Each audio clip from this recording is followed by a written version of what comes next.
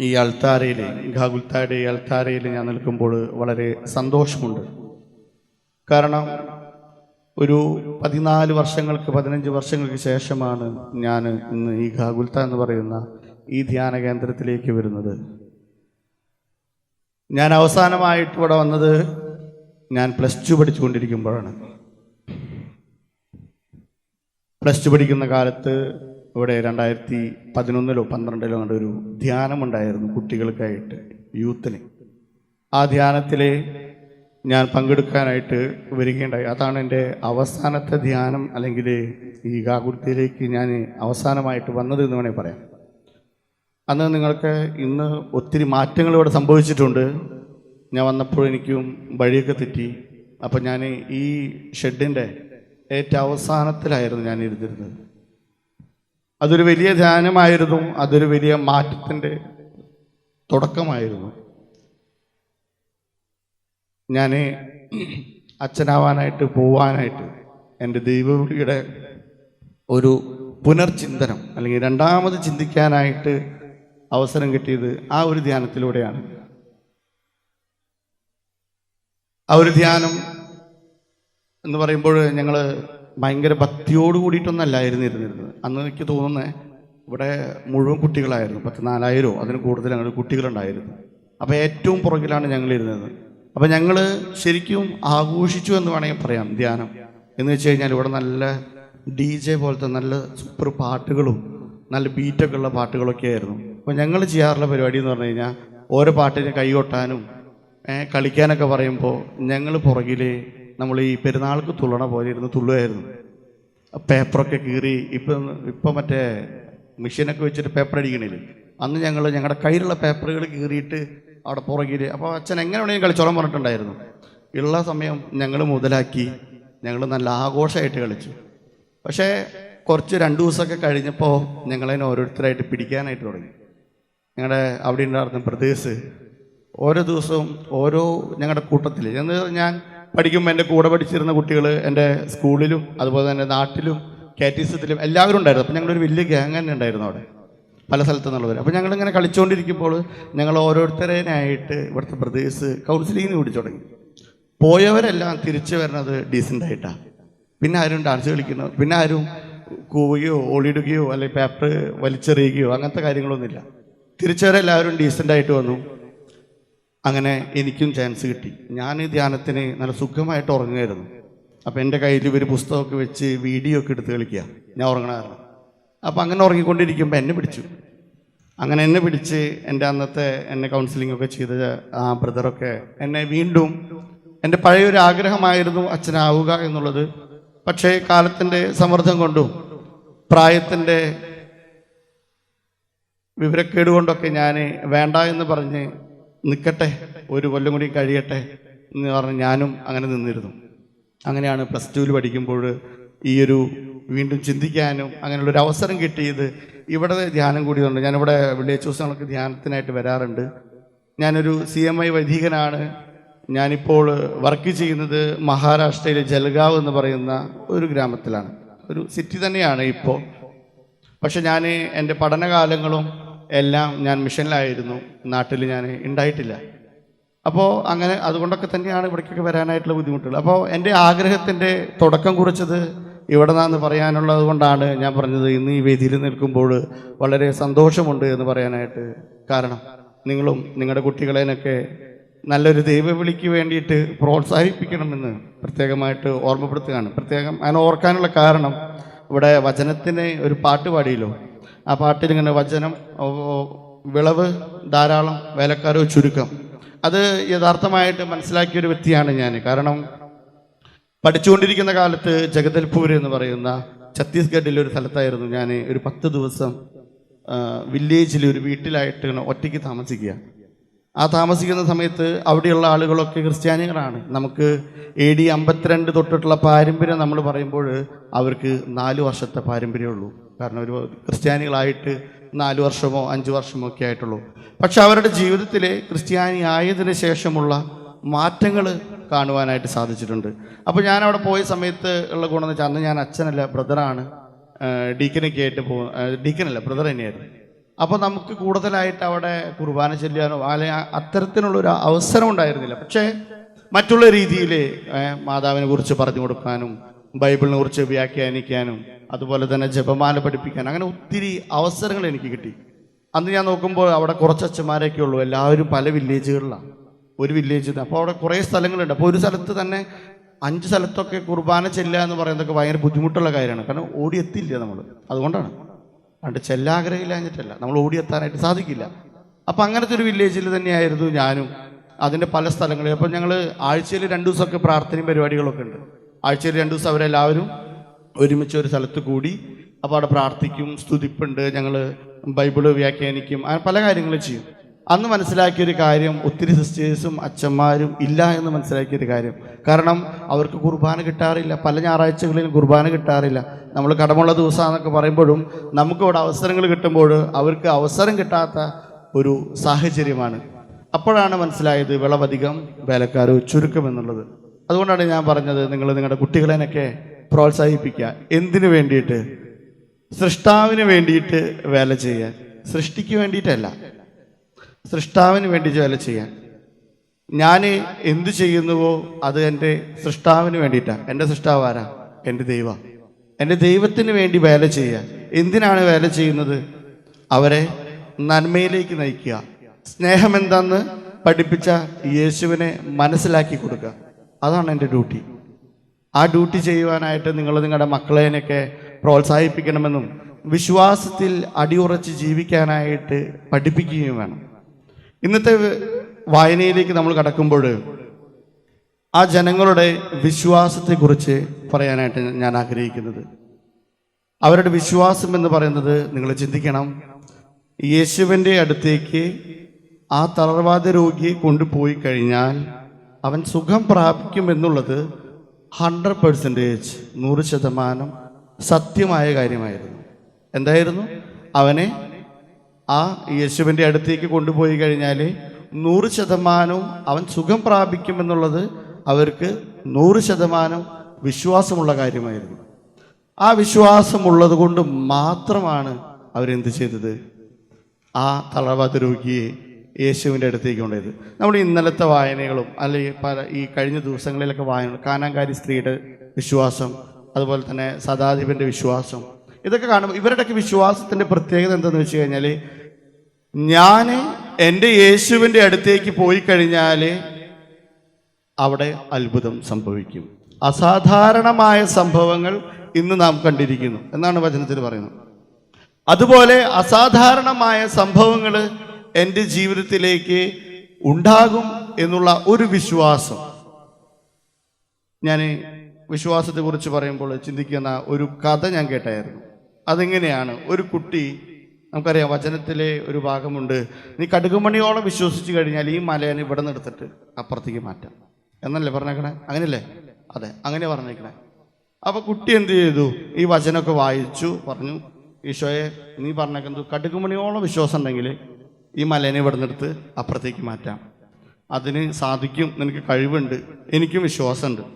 ശരി, അങ്ങനെയൊക്കെ പ്രാർത്ഥിച്ച് അവൻ കിടന്നുറങ്ങിയിട്ട് നേരം അപ്പോൾ ഈ ജനാലെ കൂടെ അവന് ഈ മല കാണാം. ഇപ്പുറത്ത് വേറെ ജനാലയുണ്ട് കേട്ടോ, ഒരുപക്ഷെ നിങ്ങൾ കേട്ടതായിരിക്കാം, എങ്കിലും ചിന്തിക്കാം. അപ്പോൾ അവൻ രാത്രി കിടന്നുറങ്ങി, എണീറ്റു, അവൻ മലയുള്ള ജനാലയിൽ പോയി നോക്കി. അപ്പോൾ എന്തുണ്ട്? മല മാറിയിട്ടില്ല, അവിടെ തന്നെ നിൽക്കുക. അപ്പോൾ ഈശോട് ചോദിച്ചു, ഇതെന്ത് പരിപാടിയാ? ഞാൻ പ്രാർത്ഥിച്ചതല്ലേ, നീ വചനത്തിൽ പറഞ്ഞിട്ടുള്ളല്ലോ, നിന്റെ വചനമൊക്കെ പൂർണ്ണമാവുന്നല്ലേ പറഞ്ഞേക്കണേ, പിന്നെന്താണ് അങ്ങനെയാണ് സംഭവിച്ചത്? മല മാറിയില്ലല്ലോ. അവനൊന്നുകൂടി വിശ്വാസത്തോട് കൂടിയിട്ട്, അപ്പം എൻ്റെ വിശ്വാസത്തിൻ്റെ കുഴപ്പമായിരിക്കാം എന്ന് വിചാരിച്ച് അവനൊന്നുകൂടി വിശ്വാസത്തോടൊക്കെ പ്രാർത്ഥിച്ച് അന്ന് രാത്രിയും കിടന്നുറങ്ങി. പിറ്റേ ദിവസം എണീറ്റിട്ടും അവൻ മലയുള്ള ജനാലയുടെ അരികിലേക്ക് പോയി നോക്കിയപ്പോൾ മല മാറിയിട്ടില്ല, അവിടെ തന്നെ നിൽക്കാം.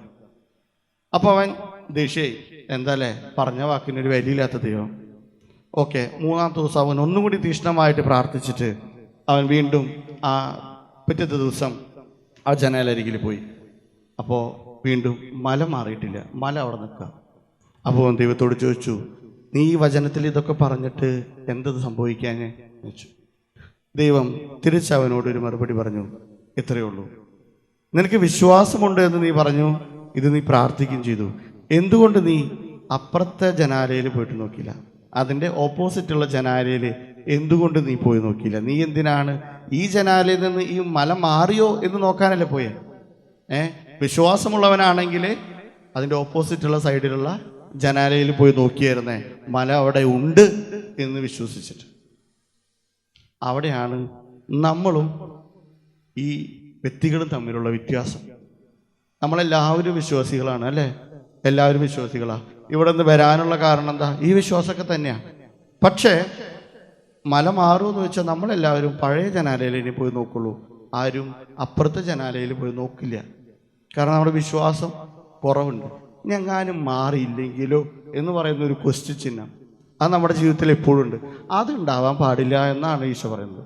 അത്തരത്തിലുള്ള ഒരു ചോദ്യചിഹ്നം നിങ്ങളുടെ മനസ്സിലില്ലാതെ നിങ്ങൾ എന്ത് ചെയ്യണം? നിങ്ങൾ ദൈവത്തിലേക്ക് പോകണം. ഇവന് യേശുവിൻ്റെ അടുത്തേക്ക് പോയി കഴിഞ്ഞാൽ ഒരു പക്ഷേ തിരക്കല്ലേ, യേശു ബിസി ആയിരിക്കും. അതുകൊണ്ട് ചിലപ്പോൾ ഇന്ന് ചിലപ്പോൾ സൗഖ്യം നൽകിയില്ലെങ്കിലോ എന്ന് അവർ വിചാരിച്ചു കഴിഞ്ഞാൽ എന്ത് സംഭവിക്കുമായിരുന്നു? നടക്കില്ല.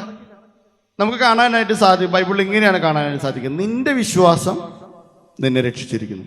ആരുടെ വിശ്വാസം? നിന്റെ വിശ്വാസം. യേശുവിനെ ആരൊക്കെ കാണാനായിട്ട് ചെന്നിട്ടുണ്ടോ അവരുടെ വിശ്വാസത്തിൻ്റെ അടിസ്ഥാനത്തിലാണ് എന്ത് അസാധാരണമായ സംഭവങ്ങൾ സംഭവിച്ചിട്ടുള്ളത്. രക്തസ്രാവക്കാരി സ്ത്രീ എന്താ ചെയ്തേ? അവളുടെ വിശ്വാസമായിരുന്നു. അതുപോലെ ശതാധിപൻ പോയി, ഈശോ നീ ഒന്ന് ജസ്റ്റ് ഒന്നൊരു വാക്ക് പറഞ്ഞാൽ മതി, നീ വീട്ടിലേക്കൊന്നും വരണമെന്ന് ഒരു നിർബന്ധമില്ല. നീ വീട്ടിലേക്ക് വരണമെന്ന് ഒരു നിർബന്ധമില്ല, നീ വെറുതെ ഒന്ന് പറഞ്ഞാൽ മതി, എൻ്റെ മറ്റേ പടയാളി അല്ലെങ്കിൽ എൻ്റെ സഹോദരൻ അവൻ സുഖം പ്രാപിക്കും. അപ്പോൾ അവിടെയാണ് നമ്മുടെ വിശ്വാസവും ഇവരുടെ ഈ ജനങ്ങളുടെ വിശ്വാസം തമ്മിലുള്ള വ്യത്യാസം. പരിശുദ്ധ അമ്മയുടെ ജീവിതത്തിലേക്ക് നമ്മൾ കടന്നു നോക്കുകയാണെങ്കിൽ നമുക്ക് കാണുവാനായിട്ട് സാധിക്കും ഇത്തരത്തിലുള്ള ഒരു അടിയുറച്ച വിശ്വാസം. പരിശുദ്ധ അമ്മ ഇങ്ങനെ ഒരു സൈഡിൽ ഇരിക്കുമ്പോൾ ദൂതൻ വന്ന് പറയുന്നുണ്ട് അല്ലെ, മംഗളവാർത്തയൊക്കെ പറഞ്ഞു. മാതാവ് ഒന്ന് 2 സെക്കൻഡൊക്കെ ആലോചിച്ചിട്ട് പറഞ്ഞു, ഓക്കെ അമ്മേ നടക്കട്ടെ, പരിപാടി നടക്കട്ടെ, നീ എന്താണ് ആഗ്രഹിക്കുന്നത് നടക്കട്ടെ. മാതാവ് ഒന്നും കൂടി ചിന്തിക്കുകയാണെങ്കിൽ ഒരു പക്ഷേ മാതാവ് എന്തായിരിക്കും ചിന്തിച്ചിട്ടുണ്ടാവുക? എൻ്റെ ജീവിതത്തിൽ ഇനി മുന്നോട്ട് പോയി കഴിഞ്ഞാൽ ദുരിതങ്ങളും ക്ലേശങ്ങളും ബുദ്ധിമുട്ടുകളും ഒരുപക്ഷെ മരിക്കാൻ പോലും സന്നദ്ധയാണ് ഞാൻ, അല്ലെങ്കിൽ മരിക്കാൻ പോലും അവസ്ഥയുള്ള ഒരു സാഹചര്യത്തിലാണ് നിൽക്കുന്നത്. ആ അവസ്ഥയിൽ നിന്നുകൊണ്ടാണ് പരിശുദ്ധമ്മ പറയണത്, ആമേ ദൈവത്തിൻ്റെ വാക്ക് അതുപോലെ തന്നെ സംഭവിക്കട്ടെ. പരിശുദ്ധ മറിയത്തിൻ്റെ മുന്നിലേക്ക് നോക്കുകയാണെങ്കിൽ ഒരു ഇരുണ്ട വഴിയായിരുന്നു, ടോർച്ചടിക്കാത്ത ഇരുളടഞ്ഞ വഴി. കാരണം സാധാരണ രീതിയിൽ നമുക്കെല്ലാവർക്കും അറിയാം, ചരിത്രം പറഞ്ഞിട്ട് കാര്യമൊന്നുമില്ല, നമുക്കെല്ലാവർക്കും അറിയാം മാതാവ് ഗർഭിണിയാണെന്ന് അറിഞ്ഞു കഴിഞ്ഞാൽ, പുരുഷനില്ലാതെ ഗർഭിണിയാണെന്ന് അറിഞ്ഞു കഴിഞ്ഞാൽ അവരുടെ നിയമം അനുസരിച്ച് കല്ലെറിഞ്ഞ് കൊല്ലിൽ മാത്രമേ ഉള്ളൂ ഇന്നത്തെ പോലെ. അപ്പോൾ അതാണ് മാതാവിൻ്റെ മുമ്പിലുള്ളത്. എന്നിട്ടും മാതാവ് എന്തുകൊണ്ട് പറഞ്ഞു ആമേ? ജീവിതത്തിൻ്റെ മുന്നിൽ ബുദ്ധിമുട്ടുകളല്ലേ ഉള്ളൂ, പുരുഷനറിയുന്നില്ല, ഇനി എന്തൊക്കെ സംഭവിക്കും ഒന്നും അറിയില്ല. ഒരുപക്ഷെ നമ്മളെല്ലാവരും ഇതുപോലെ മുന്നിലത്തെ വഴിയിൽ ഇരുട്ട് നിറഞ്ഞു നിൽക്കുന്ന അവസ്ഥയിലൊക്കെയാണ് ഒരുപക്ഷെ ഒത്തിരി ആളുകൾ ഇത്തരം ധ്യാന കേന്ദ്രങ്ങളിലേക്കും പ്രാർത്ഥിക്കാനുമൊക്കെ ആയിട്ട് വരുന്നതിൻ്റെ ഒരു കാരണം എന്ന് പറയുന്നത് തൻ്റെ മുൻപിൽ ഇരുളടഞ്ഞ വഴി നിൽക്കുമ്പോഴാണ്.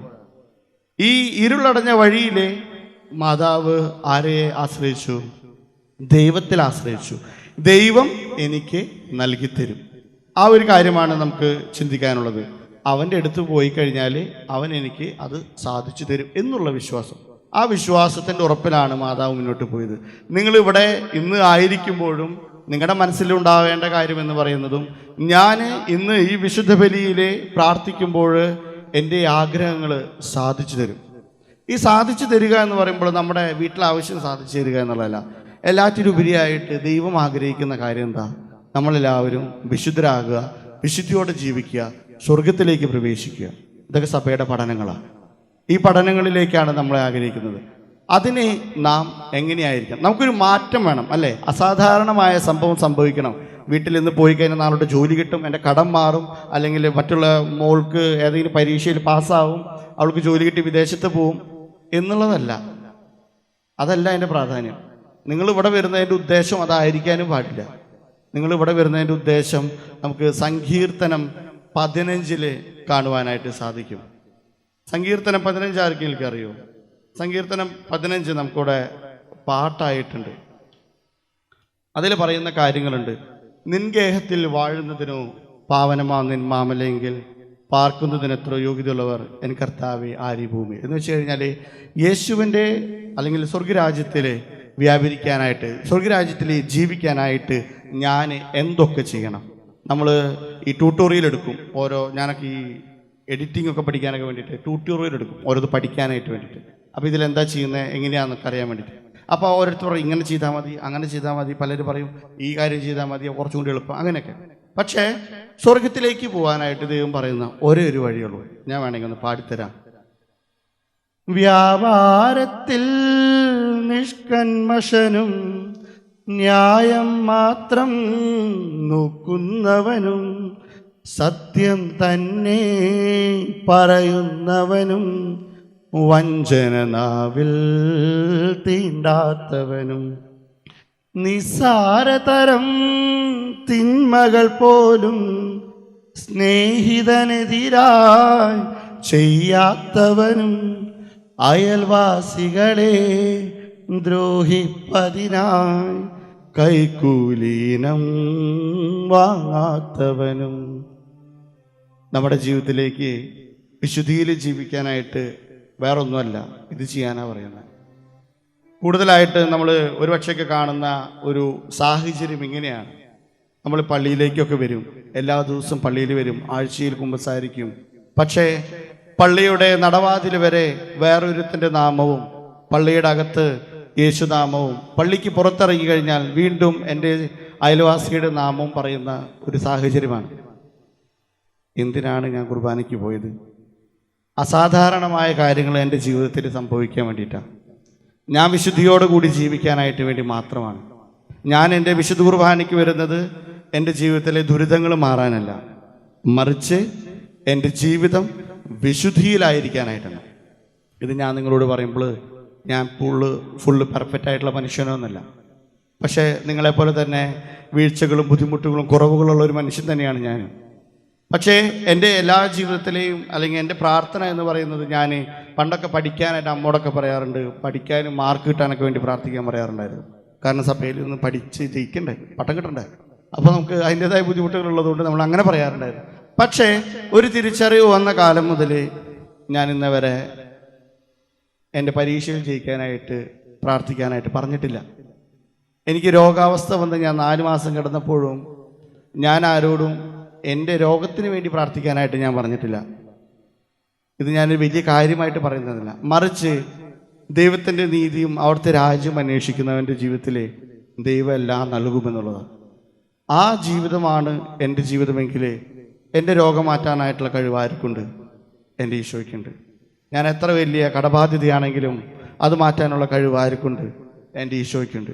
അതുകൊണ്ട് ഞാൻ എപ്പോഴും ആലോചിക്കേണ്ടത്, ചിന്തിക്കേണ്ടത് ദൈവത്തിൻ്റെ രാജ്യം, ദൈവത്തിൻ്റെ നീതി. ഞാൻ എൻ്റെ അധരങ്ങളിലെ യേശുനാമം ഉച്ചരിക്കണം. ഞാൻ അയൽവാസികളുടെ നാമമല്ല, മറ്റുള്ളവൻ്റെ കുറ്റമല്ല, കുറവുകളല്ല, ചതിയല്ല, വഞ്ചനയല്ല, മറിച്ച് ദൈവത്തിൻ്റെ നാമം, അവിടുത്തെ നീതി, അവിടുത്തെ രാജ്യം. ഇത് അന്വേഷിച്ചു പോകുന്ന നിങ്ങളുടെ ജീവിതത്തിൽ എത്രയൊക്കെ ദുരിതങ്ങൾ വന്നാലും, എത്രയൊക്കെ കുറവുകൾ വന്നാലും, എത്രയൊക്കെ നിങ്ങൾ ഇരുളടഞ്ഞ വഴി നിങ്ങളുടെ മുൻപിൽ, മുന്നോട്ട് നോക്കുമ്പോൾ വഴി കാണാനില്ല, എപ്പോൾ വേണമെങ്കിലും നിങ്ങൾ നിന്നു പോവാം എന്ന് പറയുന്ന സാഹചര്യത്തിലും വചനം പറയുന്നത് നിങ്ങളെ തക്ക സമയത്ത് കാത്തുകൊള്ളും. ഈ തക്ക സമയം ആർക്കറിയാം? ദൈവത്തിനറിയാം.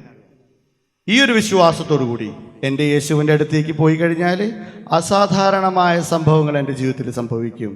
എൻ്റെ യേശുവിൻ്റെ അടുത്തേക്ക് പോയി കഴിഞ്ഞാൽ ഞാൻ ആഗ്രഹിക്കുന്നത് എന്താണോ അത് അവൻ 100%, 100% എനിക്ക് നടത്തി തരുമെന്നുള്ള വിശ്വാസം. അത് എൻ്റെ ആഗ്രഹമല്ല കേട്ടോ. എൻ്റെ ആഗ്രഹം ദൈവത്തിൻ്റെ ആഗ്രഹവും കൂടി ചേരുമ്പോഴേ നടക്കുള്ളൂ. അല്ലാതെ ഞാൻ ചിന്തിക്കരുത് എനിക്കൊരു ഓക്കെ ഇന്നൊരു കോടിയുടെ ഒരു കൂപ്പൺ എടുത്ത് 1 കോടി അടിക്കണം, അല്ലെങ്കിൽ അങ്ങനെയുള്ള ആഗ്രഹങ്ങളല്ല ഉദ്ദേശിക്കുന്നത്. ദൈവം ആഗ്രഹിക്കുന്നത് എന്താ? സങ്കീർത്തനത്തിൽ വായിച്ച പോലെ സ്വർഗരാജ്യത്തിലേക്ക് പ്രവേശിക്കാനായിട്ടാണ്. അതിനു വേണ്ടിയിട്ട് നല്ലൊരു സ്വഭാവത്തിൽ ജീവിക്കാനായിട്ടുള്ള വ്യക്തികളായി മാറാനാണ് ദൈവം ആഗ്രഹിക്കുന്നുള്ളൂ. അല്ല നിങ്ങൾ കോടീശ്വരനായിരിക്കാനോ എന്നല്ല. ഞാൻ ഈ മിഷൻ പ്രദേശങ്ങളിൽ താമസിക്കുമ്പോഴൊക്കെ അവിടെ ഞാൻ ജീവിച്ചിരുന്ന വീടുകൾ എന്നൊക്കെ പറയുന്നത് നിങ്ങളുടെയൊക്കെ ഒരു ബെഡ്റൂമേ ഉണ്ടാവുള്ളൂ. ഒരു ബെഡ്റൂമിൻ്റെ ഉള്ളിലാണ് ഞങ്ങൾ ഗസ്റ്റായിട്ടുള്ള ഞാനും അതുപോലെ തന്നെ അവിടുത്തെ അന്തേവാസികളായിട്ടുള്ള ആ വീട്ടുകാരും അതുപോലെ തന്നെ അവിടുത്തെ ജീവജാലങ്ങൾ പശുവായാലും ആടായാലും കോഴിയായാലും എല്ലാവരും കൂടി ഞങ്ങൾ ഒത്തൊരുമിച്ച് ഒരു വീട്ടിലാണ്, ഒരു റൂമിലാണ് കിടന്നുറങ്ങുന്നത്. അപ്പോൾ അവിടെയൊക്കെ സമാധാനമുണ്ട്. സമാധാനമാണ് നമുക്ക് വേണ്ടത്, പൈസയല്ല. അപ്പോൾ അത്തരത്തിൽ യേശു ആഗ്രഹിക്കുന്ന രീതിയിൽ ജീവിക്കുവാനും അസാധാരണമായ സംഭവങ്ങൾ എൻ്റെ ജീവിതത്തിൽ ഉണ്ടാകുവാനുമായിട്ടുള്ള ഒരു വിശ്വാസം, തളവാത രോഗിയെ പോലെ, അവനെ കൊണ്ടുപോയ വ്യക്തികളെ പോലെ, കാനാങ്കാരി സ്ത്രീയെ പോലെ, ശതാധിപനെ പോലെ ഒരു വിശ്വാസം, പരിശുദ്ധമ്മയെ പോലെ ജീവിതത്തിൽ കയ്പേറിയ അല്ലെങ്കിൽ ഇരുളടഞ്ഞ ഒരു വഴി മുന്നോട്ട് നിൽക്കുമ്പോഴും ആമേൻ പറയാനായിട്ടുള്ള ആ ഒരു ഉറച്ച വിശ്വാസം എൻ്റെ ജീവിതത്തിൽ ഉണ്ടാകുവാനായിട്ട് കൃപയ്ക്ക് വേണ്ടിയിട്ട് പ്രത്യേകമായിട്ട് പ്രാർത്ഥിക്കുകയും ചെയ്യാം.